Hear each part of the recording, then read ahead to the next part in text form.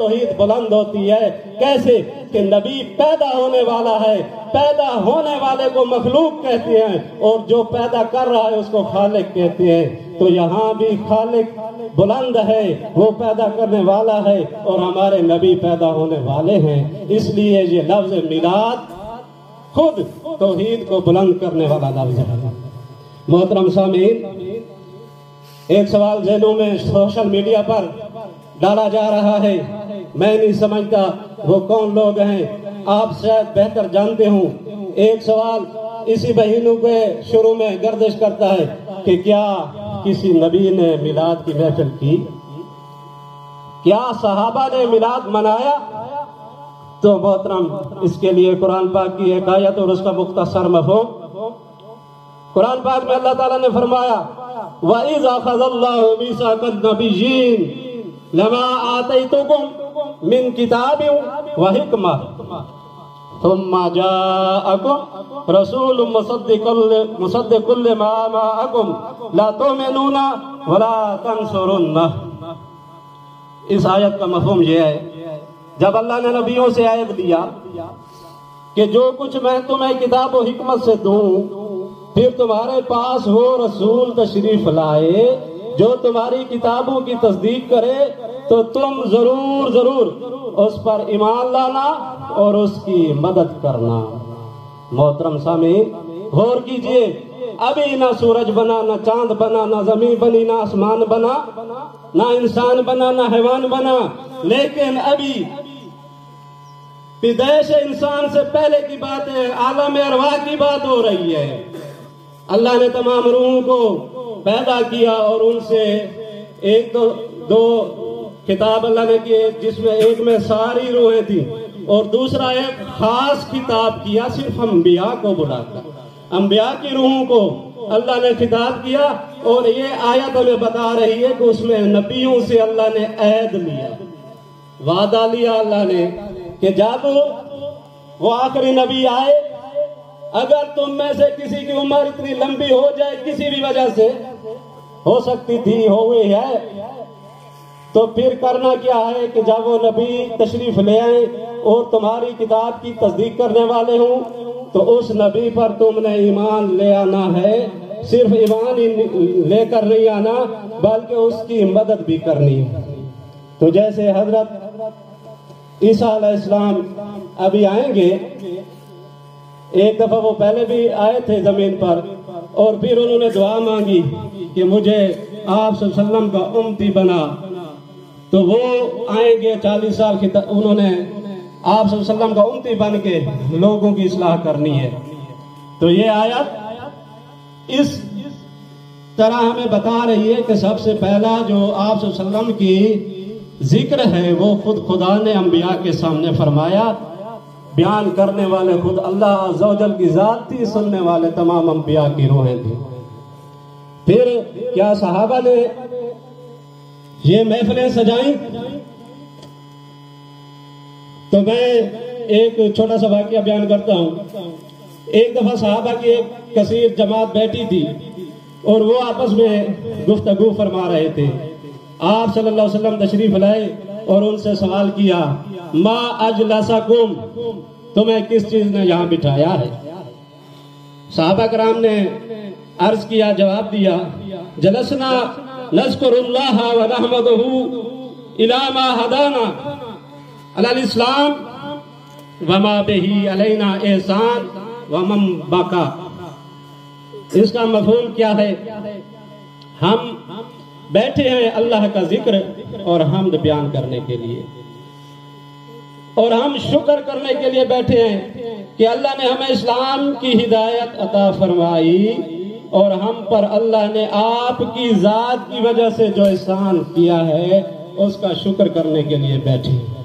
ہمارے تمہارے نبی نے کیا فرمایا؟ ان صحابہ سے کہا، میں تمہیں اللہ کی قسم دیتا ہوں، کیا اسی کام کے لیے بیٹھے ہو؟ تمام صحابہ نے کہا جی ہاں۔ تو آپ صلی اللہ علیہ وسلم نے کہا، مجھے تم پر شک نہیں تھا، مجھے تم پر شک نہیں تھا، میں نے اس لیے قسم دی ہے کہ تمہیں آگے میں خوشخبری سنانا چاہتا ہوں کہ اللہ کا فرشتہ جبرائیل ابھی آیا ہے، اور اس نے کہا یہ جو صحابہ بیٹھے ہیں ان کو خوشخبری سنا دو کہ اللہ عز و جل فرشتوں میں ان پر فخر کر رہا ہے، فرشتوں کی جماعت میں اللہ ان پر فخر کر رہا ہے۔ تو محترم سامعین، یہ ہو گئی تعریف کی باتیں۔ اب تھوڑا سا کہ ایک چھوٹی سی مثال دیتا ہوں۔ ایک بچہ ہو اور بچہ گھر سے باہر نکلے، کھیل کے میدان میں جائے، سکول آئے، مسجد جائے، دوستوں کے پاس جائے اور صرف اپنے باپ کی بڑی تعریفیں کرے، میرا باپ بہت اچھا ہے، اس نے بچپن ہی سے داڑھی رکھی، 5 وقت نماز پڑھتا ہے، میرا باپ کبھی جھوٹ نہیں بولتا، میرا باپ کسی پر ظلم نہیں کرتا، میرا باپ بہت ہی بے مثال انسان ہے، بڑی تعریفیں کرے اپنے باپ کی۔ وہی بچہ آج گھر میں جائے اور باپ کہے، میں مثالی ایک نام پیش کرتا ہوں، فرض کرے کہ اس کا بیٹا کا نام ہو اکرم، وہ کہے کہ بیٹا اکرم، وہ سامنے کولر پڑا ہے، پانی تو لے آ۔ وہ بچہ کہے، بابا ابھی سکول سے آیا ہوں، وہ اتنا بھاری بستہ اٹھا کے اماں کو کہہ دے پانی لے آئے، کیا باپ اس سے خوش ہو جائے گا؟ تعریفیں بڑی کرتا ہے باپ کی، پانی مانگے باپ تو وہ کہے اماں کو کہہ دے۔ میں بچوں سے پوچھتا ہوں جو کہتے ہیں باپ خوش ہو جائے گا، اس کی یہ جواب سن کر کہ اماں کو کہے پانی لے آئے، وہ ہاتھ کھڑا کریں بچے۔ شکر ہے کہ آپ توجہ سے بیٹھے۔ اب وہ بچے ہاتھ کھڑا کریں جو کہتے ہیں کہ باپ خوش نہیں ہوگا، باپ خوش نہیں ہوگا اس کی بات سن کر کہ وہ بچہ کہہ رہا ہے پانی اماں سے مانگ، ہے تو بہت اچھا لیکن میں تھکا ہوا ہوں، اماں سے پانی مانگ۔ تو اگر ہم صرف رسول کی تعریف کرتے رہیں، اگلی بات میں اس لیے یہ میں نے مثال دی کہ اگر یہ محفلیں ہم صرف اس لیے سجائیں کہ آپ صلی اللہ علیہ وسلم کا ذکر بلند کریں، آپ کی تعریفیں کریں اور اس سے کوئی پیغام نہ جائے، تو میرے خیال میں ان محفلوں کا جو پورا مقصد ہے وہ تکمیل کو نہیں پہنچے گا۔ تو اس لیے میں آج کی اس بابرکت محفل سے کچھ پیغام دینا چاہتا ہوں۔ 10 بستہ تمام اساتذہ سے اور تمام ہی حاضرین ناظرین سے التماس ہے کہ جو میں باتیں کرنا لگا ہوں، کوئی بھی اس کو، یہ بیماریاں ساری میرے اندر ہیں، میں روحانی چند بیماریوں کا ذکر کر رہا ہوں، میں سمجھتا ہوں کہ ان میں سے اکثر میرے اندر ہے، اور مقرر وہ کامیاب ہوتا ہے جو اپنے نفس کو خطاب کر رہا ہو، اپنے آپ سے جو مخاطب ہو، صرف اپنی اصلاح اس سے کر لے تو وہ کامیاب ہے، دوسروں کی اصلاح تو اللہ ہی کرے گا۔ ہمارے ذمے جو سب سے پہلے اپنے آپ کو تو ٹھیک کریں، تو میں خود اپنے آپ کو ان کا مخاطب کر رہا ہوں، کوئی یہ نہ سمجھے کہ میرے بارے میں یہ بات ہے۔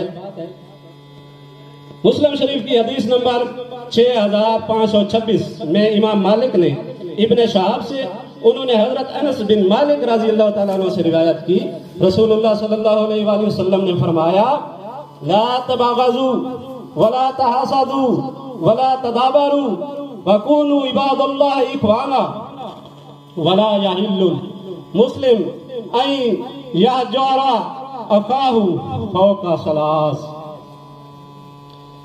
میں ان کے جیسے میں نے ٹکڑے پڑھے ہیں ان کا معنی بھی اسی طرح بیان کرتا ہوں، مفہوم۔ لا تباغضوا، مسلم شریف کی حدیث نمبر 6526، لا تباغضوا کا مطلب ہے ایک دوسرے سے بغض نہ رکھیں، ایک دوسرے سے، میرے محبوب کی بات نہ ہو تو پھر یہ محفل کیسی ہوگی؟ قرآن ہو اور حدیث نہ ہو تو محفل اور تقریر اور جو بھی اس کو بیان کہیں وہ ادھورا ہوتا ہے۔ تو نبی صلی اللہ علیہ وسلم نے ہمارے لیے جو ہمیں کچھ روحانی بیماریاں ہمارے اندر ہوتی ہیں ان کا علاج بتایا ہے۔ لا تباغضوا، ایک دوسرے سے بغض نہ رکھیں۔ بغض کیا ہوتا ہے؟ دل میں میل رکھنا، بد دعا کرنا، غیبت، اس کو بغض کہتے ہیں۔ ولا تحاسدوا، ایک دوسرے سے حسد نہ کرو، ایک دوسرے سے حسد نہ کرو، میرے نبی نے فرمایا۔ ولا تدابروا، ایک دوسرے سے روگردانی نہ کرو۔ حسد آپ سمجھتے ہیں کہ کسی کے پاس اچھی گاڑی ہے، کسی کے پاس گھر اچھا ہے، فرض کریں کسی کے پاس علم اچھا ہے تو علم کی وجہ سے بھی حسد کیا جاتا ہے، گاڑی اور بنگلے کی وجہ سے، کسی کا خاندان اعلیٰ ہے، مطلب ہے کسی بھی وجہ سے دوسرے مسلمان سے حسد کرنے کی اجازت نہیں ہے، چاہے وہ علم ہو، چاہے وہ مال ہو، دولت ہو۔ ولا تدابروا، اور ایک دوسرے سے روگردانی نہ کرو۔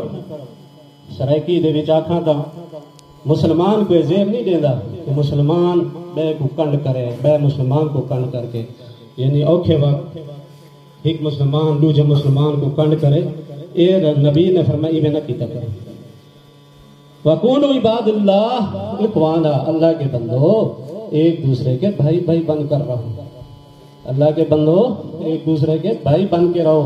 وَلَا يَحِلُّ لِلْمُسْلِمِ أَن يَجْهَرَ أَخَاهُ فَوْقَ ثَلَاثٍ، کسی مسلمان کے لیے حلال نہیں کہ 3 دن سے زیادہ اپنے بھائی سے تعلق توڑ دے۔ زیادہ سے زیادہ اگر کوئی بڑی رنجش ہو گئی ہے 3 دن کے بعد ہمیں چاہیے یہ نہ دیکھیں کہ ہم سچے ہیں، میں سچا ہوں، میں ٹھیک ہوں۔ اصل میں نفس مارنا تو یہی ہے کہ بندہ ہو بھی ٹھیک اور پھر بھی اسلام میں پہل کرے اور پھر بھی اپنے مسلمان کو عزت دے۔ میرے خیال میں اگر وہ یہ اللہ کے لیے کر رہا ہے تو اس سے بڑی کوئی نیکی نہیں۔ آگے آپ صلی اللہ علیہ وسلم نے حدیث نمبر 6528، یہ بھی مسلم شریف کی حدیث ہے، ابی ہریرہ رضی اللہ تعالیٰ عنہ اس کے راوی ہیں، فرماتے ہیں ایاکم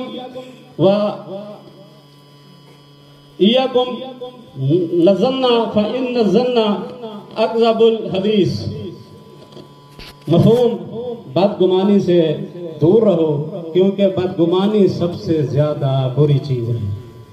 تو بدگمانی کیا ہے؟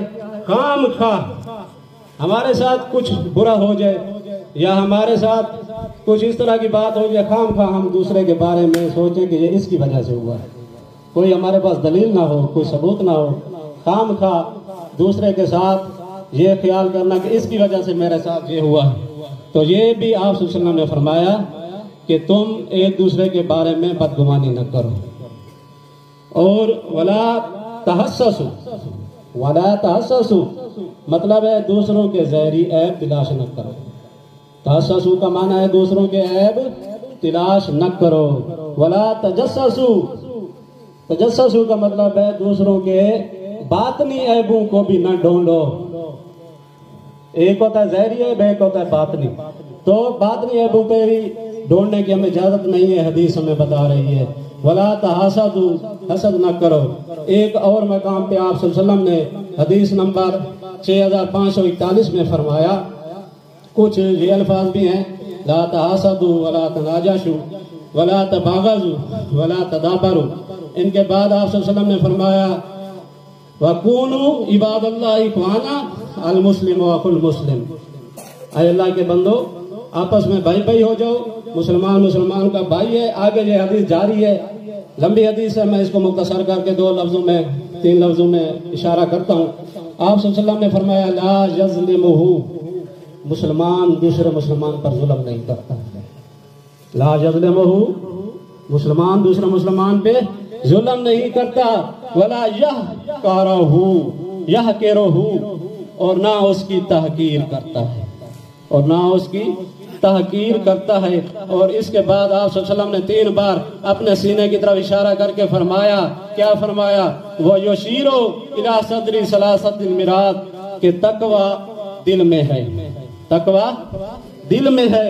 اللہ تمہاری زبانوں کو نہیں دیکھتا، اللہ تمہاری ظاہری یہ حسن و جمال اور یہ ظاہری ٹھاٹ باٹ کو نہیں دیکھتا۔ تم کون سا کام کس لیے کر رہے ہو، کون سی بات کس لیے کر رہے ہو، کون سا عمل کس لیے کر رہے ہو، اللہ تمہارے دلوں میں جو بات ہے اس پر دیکھتا ہے۔ تمہارا عمل جو دل میں کون سا عمل کس لیے کر رہے ہو، اللہ اس کو دیکھتا ہے۔ اور آخر پہ فرمایا آپ صلی اللہ علیہ وسلم نے بِحَسْبِ امْرِئٍ مِنَ الشَّرِّ أَن يَحْقِرَهُ أَخَاهُ الْمُسْلِمِ۔ بس بات میری ختم ہونے والی ہے، بات ختم ہونے والی ہے، ذرا توجہ کریں۔ بِحَسْبِ امْرِئٍ مِنَ الشَّرِّ أَن يَحْقِرَهُ أَخَاهُ الْمُسْلِمِ، مفہوم اس کا کسی آدمی کے برا ہونے کے لیے یہی کافی ہے کہ وہ اپنے مسلمان بھائی کی تحقیر کرے۔ تو محترم، اگر ہم دوسروں کا دل آزاری چھوڑ دیں، دوسروں کو اپنے سے کم تر سمجھنا چھوڑ دیں، دوسروں کو دل میں عزت دینا سیکھ لیں، تو انشاءاللہ ہم خود بھی خوش رہیں گے اور دنیا کے سارے لوگ بھی ہم سے خوش ہوں گے انشاءاللہ۔ اب میرا وعدہ تھا، جو میں نے سوال اٹھایا تھا کہ ہم بہترین مسلمان کیسے بن سکتے ہیں، آخری جملہ آ گیا ہے۔ میری کیا حیثیت ہے کہ میں بتاؤں؟ آپ صلی اللہ علیہ وسلم نے بتایا ہے، ہر بات بتائی۔ آپ صلی اللہ علیہ وسلم نے فرمایا مومنین میں سب سے بہترین وہ ہے، ڈگریاں جو ہوتی ہیں آخری ڈگری ہے، سپرلیٹو ڈگری۔ آپ صلی اللہ علیہ وسلم بہتر نہیں بتا رہے، بہت چنگا نہیں، سب سے اچھا مسلمان مومن وہ ہے توجا خیرہ ویومنا شرہ، مطلب کیا ہے؟ جس سے خیر اور بھلائی کی امید ہو اور جس سے دشمن کو بھی تکلیف یا شر کی امید نہ ہو، وہ مسلمان تم میں سے سب سے بہتر ہے۔ آخری جملہ پھر سنیں، میرے نبی نے فرمایا کہ تم سب سے بہتر بننا چاہتے ہو، گاڑیاں خرید کر، بنگلے خرید کر، پیسہ بڑھا کر نہیں بن سکتے بہتر، اچھے سوٹ پہن کے بہتر نہیں بن سکتے، بڑی بڑی تقریریں کر کے بہتر نہیں بن سکتے۔ اگر تم بہتر بننا چاہتے ہو تو ایک ہی طریقہ ہے کہ تم سے ہر انسان کو، میں صرف مسلمان نہیں، اس میں آپ صلی اللہ علیہ وسلم کی رحمت تمام جہانوں کے لیے ہے، تو آپ کی بات بھی تمام جہانوں کے لیے، ہر انسان کو تم سے خیر اور بھلائی کی امید ہو اور دشمنوں کو بھی تم سے تکلیف اور شر کی امید نہ ہو۔ تم ایسے انسان بن جاؤ، سب سے بہترین اور کامیاب انسان بن جاؤ۔ السلام علیکم۔